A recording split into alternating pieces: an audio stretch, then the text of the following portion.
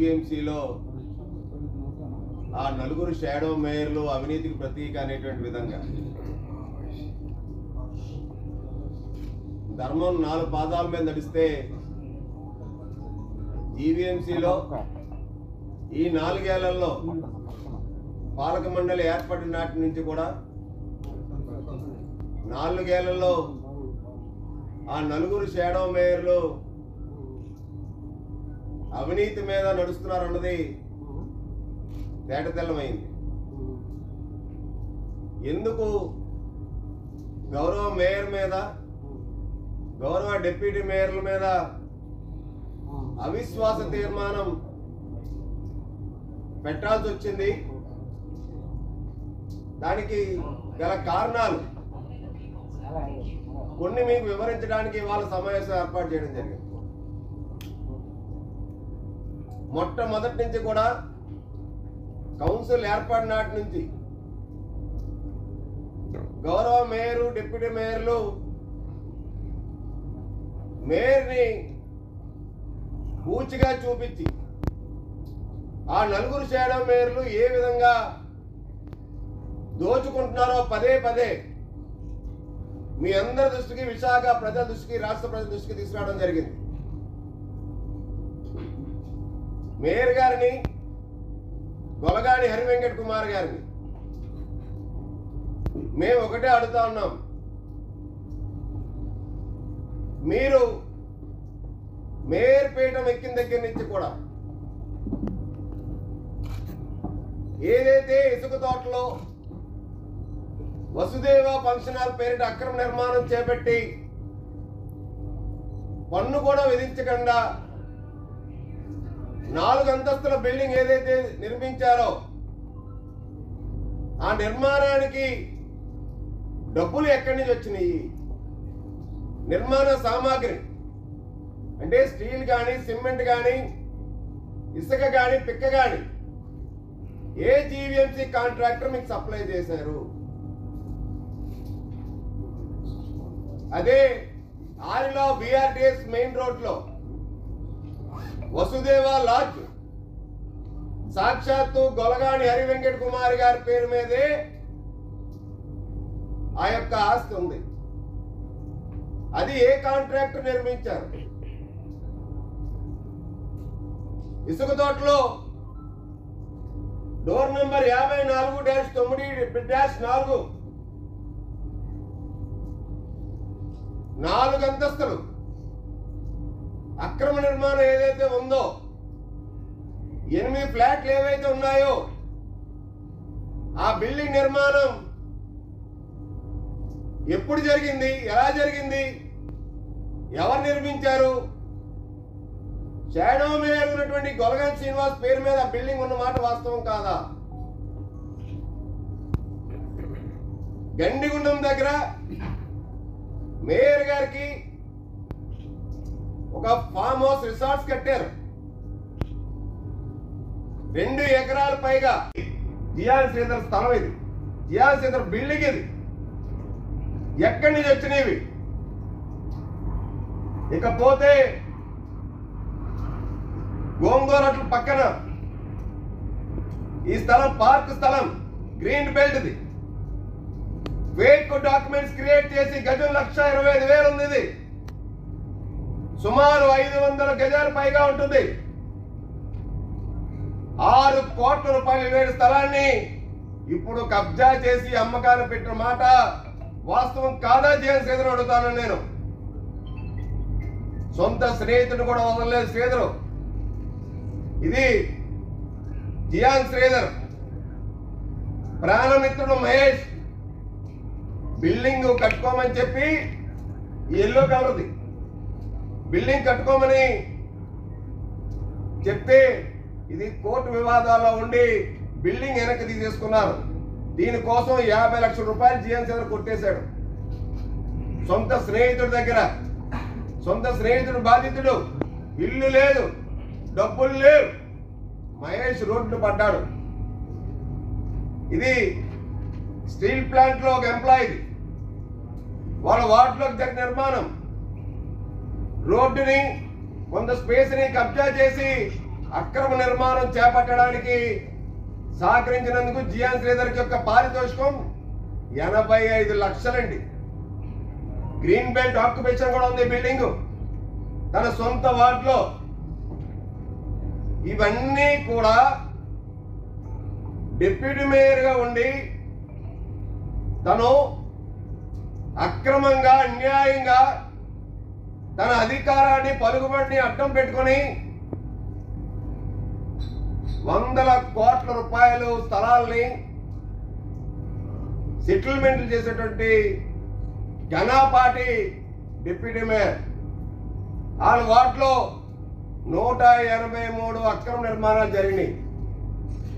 ఎవరైనా ఈ రాష్ట్రంలో జిఎస్టీ కట్టడం మానేయచ్చు, కానీ జిఎస్టీ మాత్రం కట్టాలి. డబ్బులు ఇవ్వండి, అక్కడ ఎటువంటి నిర్మాణం అన్నది చేపట్టడానికి అవ్వదు. సెల్లార్లు ఆక్రమించాలన్నా, commercial buildings residential buildings commercial మార్చాలన్నా, ఏం చేయాలన్నా, స్కూల్ బిల్డింగ్స్ ఎక్స్ట్రా ఫ్లోర్స్ అయినా జియాన్ శ్రీధర్ చదివించుకోవాల్సిందే. ఇంతే కాదు, జియాన్ శ్రీధరు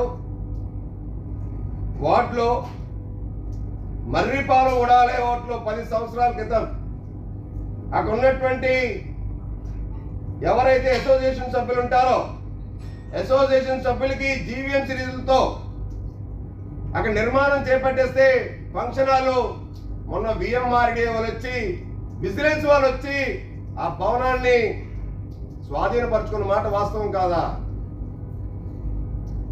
ఇవాళ జియాన్ శ్రీధర్ చేసినటువంటి అవినీతి అక్రమాలు ఏవైతే ఉన్నాయో మీకు కొన్నే చెప్తా ఉన్నాను. నేను ఒక సందర్భంలో చెప్పాను, దీపావళి మందుగుంట సామాన్ ఏ ఇంజనీరింగ్ కాలేజ్ గ్రౌండ్స్ లో జియాన్ శ్రీధర్ షాపుల వాళ్ళ దగ్గర పెద్ద ఎత్తున డబ్బులు వసూలు చేశాడని చెప్పి నేను ఇప్పటికే ఆ మాట మీద నించుంటున్నా. 60 లక్షల రూపాయలు నువ్వు తీసుకున్న మాట వాస్తవం కాదా? నీకు డబ్బులు ఇచ్చిన వ్యక్తి, డబ్బులు ఇప్పించిన వ్యక్తి, నీకు డబ్బులు చేర్చిన వ్యక్తిని నేను తీసుకొస్తాను మీడియా ముందుకి. నువ్వు తీసుకోలేదని చెప్పి అనడానికి నువ్వు ఆ మాట మీద ఉండగలవా అని అడుగుతా ఉన్నా నేను. ఈ ఎన్ఏడి కార్ వాష్ స్థలం 4,75,00,000.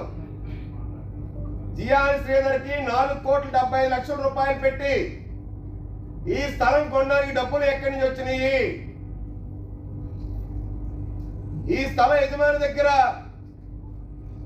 కార్డు వాల్యూకి అగ్రిమెంట్ చేయించుకొని కోర్టులోకి వెళ్ళి మార్కెట్ వాల్యూ డబ్బులు ఎక్కొట్టి బెదిరించి భయభ్రాంతులు గురి చేసి ఏదైతే సుబ్రహ్మణ్య స్వామి టెంపుల్ పక్కనేది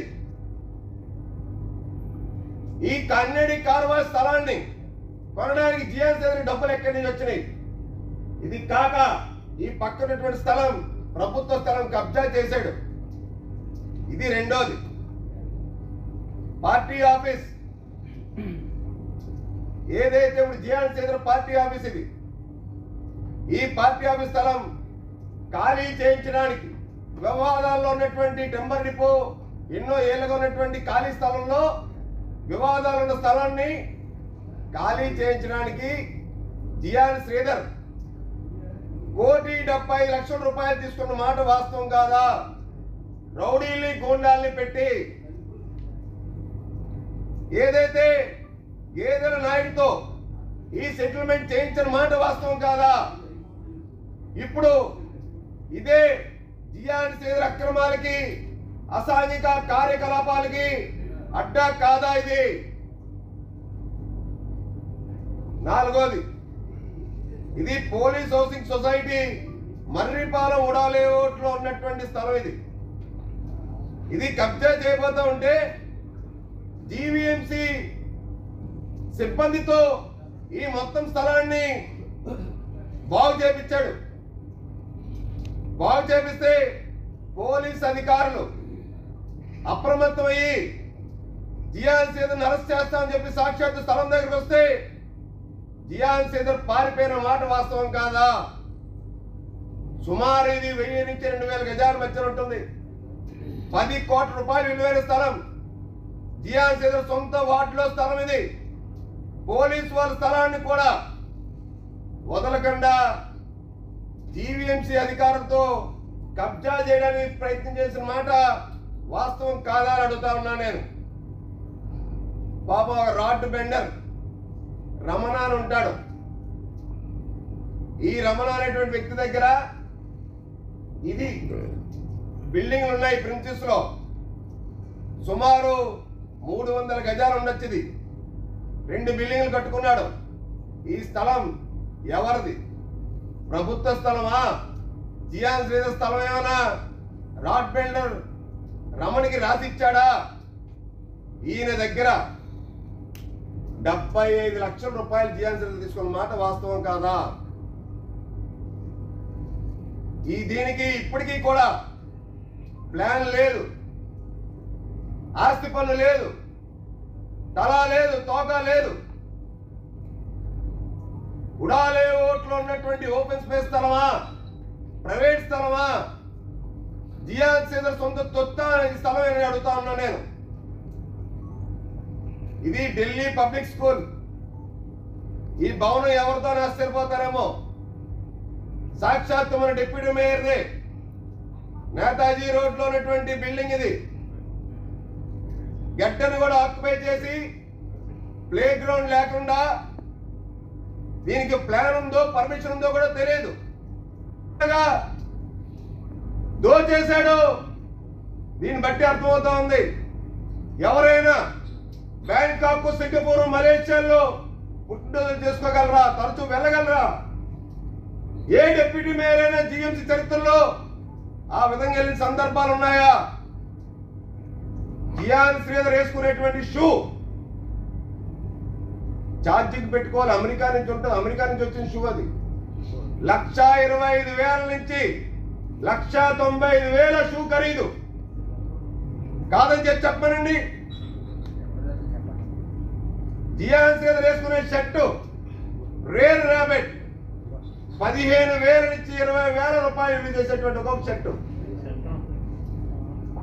నేను ఒకటే అడుగుతా ఉన్నా, సంపత్ వినాయక్ టెంపుల్ దగ్గర జీన్స్ కార్నర్ లో ఒక జీన్స్ షోరూమ్ లో 575 జీన్స్ జియాన్ శ్రీధర్ కి ఎలాగొచ్చినాయి? జియాన్ శ్రీధర్ 107 సార్లు ఢిల్లీ ఎందుకు వెళ్ళాడు? ఢిల్లీకి ఏం సప్లై చేస్తున్నాడు? జియాన్ శ్రీధర్ ఇంట్లో ఉన్నటువంటి వాళ్ళ బినామీలో ఉన్నటువంటి కర్టెన్స్ కానీ, సోఫా కానీ ఎంత కాస్ట్లీయో తెలుసా? ఆయన తాగేటువంటి కాఫీ కప్పు ఖరీదు ఎంతో తెలుసా మీకు? Italy made 7,500 coffee cup value. అది జియాన్ శ్రీధర్ అంటే. జియాన్ శ్రీధర్ కి స్పాలు ఉన్నాయి, మసాజ్ సెంటర్, స్పాస్. అంటే జియాన్ శ్రీధర్ కనుసన్నల్లో సీతంపేటలో, బీచ్ రోడ్ లో 3, 52వ వార్డులో 2, ఇవన్నీ కూడా స్పా సెంటర్లు కూడా ఉన్నాయి సార్కి. సార్ కనుసన్నల్లోనే స్పాలు నడుస్తాయి. లక్కీ షోరూమ్ వాడు మీకు ఎందుకు డబ్బులు, ఎందుకు మీకు ముడుపులు ఇస్తా ఉన్నాడు? జియాన్ శ్రీధర్ ఈ నగరంలో ఎక్కడ ఏ స్టార్ హోటల్కి వెళ్ళినా, ఎక్కడ ఏ షాపింగ్కి వెళ్ళినా ₹1 బిల్లు చెల్లించిన దాఖలాలు ఉన్నాయని చెప్పి అడుగుతా ఉన్నా నేను. ఇంత పెద్ద ఎత్తున అవినీతి జరిగింది. ఇన్ని 100 కోట్ల రూపాయలు వీళ్ళ అధికారాన్ని అడ్డం పెట్టుకొని జీవీఎంసీ సంపదని, విశాఖ నగర ప్రజల పన్నుల రూపంలో కడుతున్నటువంటి సంపదని దోచుకున్నారు. మీ అభివృద్ధికి ఆటంకం కాదు, మీ అభివృద్ధికి ఆటంకం కాదు.